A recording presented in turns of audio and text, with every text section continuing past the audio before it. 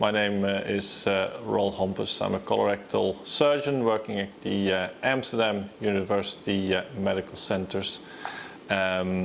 We have a practice that focuses on colorectal cancer, with a main focus on rectal cancer, inflammatory bowel disease and pelvic sepsis, in which we deal with leaking low anterior resections. I first got introduced about a year ago to the LumenEye X1, talking to a colleague who was using this device to look on the ward at high colorectal anastomosis to detect clinically whether or not would there any disruption of the anastomosis, and to also assess healing of these type of anastomoses. So that sparked my interest, because we have a keen interest on early detection of anastomotic leaks and also about how anastomosis heal. So the LumenEye X1 is actually a video rectoscope, that would be how you can easily explain it, that gives the surgeon back the ability to ad hoc do luminal investigations.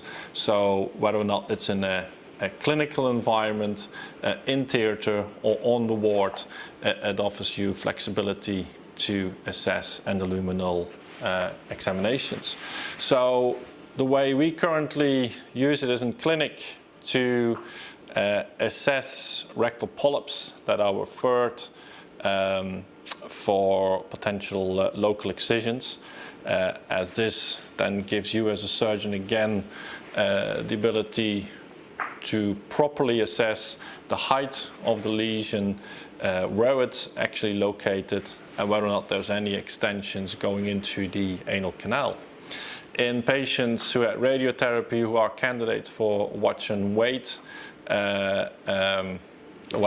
trajectory, there you can actually use it to assess the response to radiotherapy in clinic.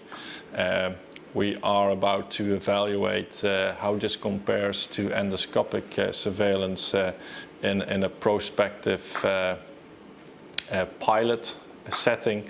And it offers also us to, in clinic, assess our anastomoses and also our pouches, if there's any symptoms of bad function, or if patients are referred for pelvic sepsis, assess what the condition is of the anastomosis, or even a low Hartmann's stump.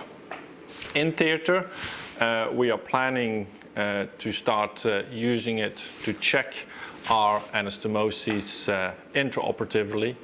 This of course can also be done with flexible endoscopy, but again, it's a pilot setting where we're going to potentially compare the two modalities. But as mentioned, this is set up very quickly, very easily, and allows you immediate control if you wanted to.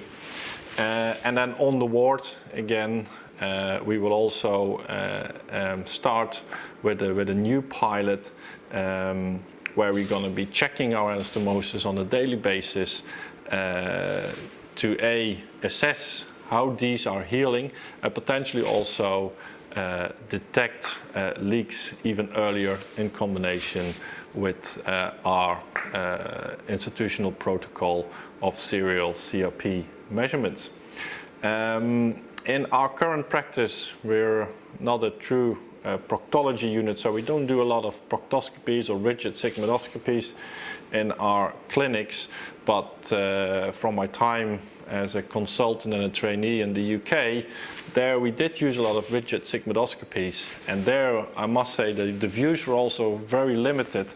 But now with this illuminated high definition camera that is available for the LumenEye, it offers you really easy access to the rectum with good views and good illumination. So I think the detection of any pathology is better from first-hand experience up to now. I'm quite pleased how it functions, the quality of the images, But again, for us, it's all about that we will plan pilot studies and to compare it with our existing protocols in clinic, on the ward, and in theatre.